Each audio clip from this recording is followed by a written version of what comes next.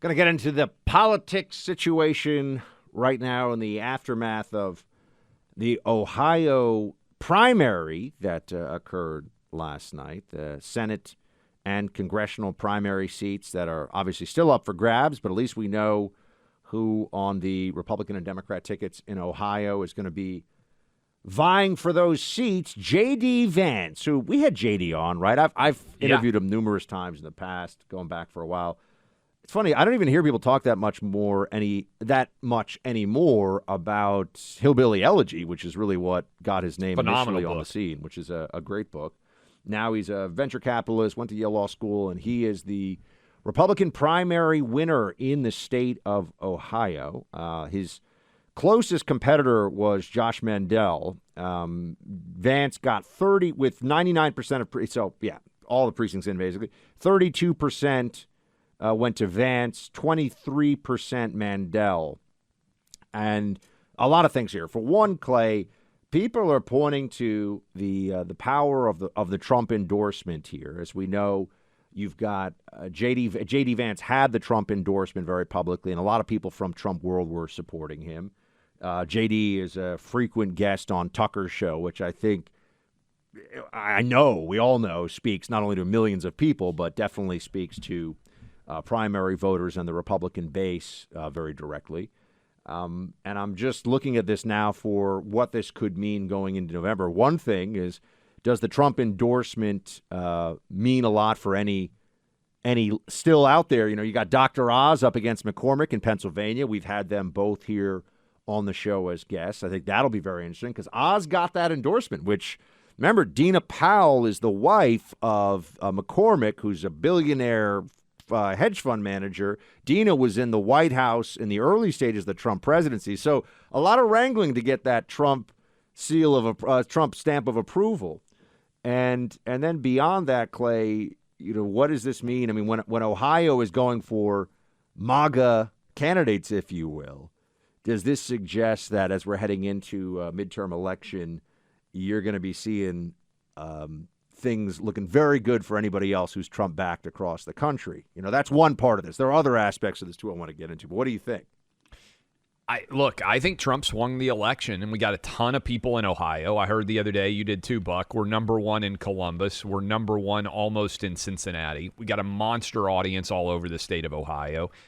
I heard from a lot of people that J.D. Vance, that swung the election. And if you look at the polling, J.D. Vance was not leading that I saw in any poll until the Trump endorsement came out. And Trump planned it almost perfectly mid-April, right in advance of this election. I don't think J.D. Vance would have won this race if Donald Trump doesn't endorse him. Certainly he wouldn't have won it, in my opinion, if Trump had endorsed someone else.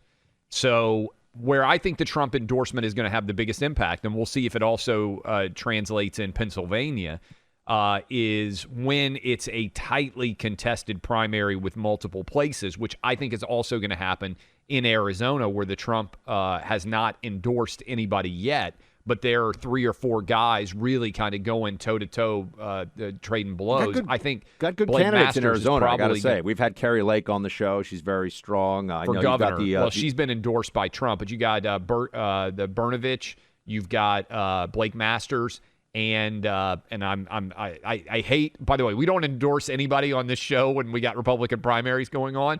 But there's a real battle going on. I want to make sure that I get this because I was looking at the polling. I'm kind of a poll nerd, Buck. I love to watch some of these tight races. And it's basically right now a 3-way battle in Arizona where it's almost impossible to figure out how exactly that race is going to go, where it seems to me that where Trump comes in and makes his choice is potentially going to determine who ends up winning there. Here is J.D. Vance on his primary victory last night in Ohio. Now, this campaign, I really think, was a referendum on what kind of a Republican Party we want and what kind of a country we want.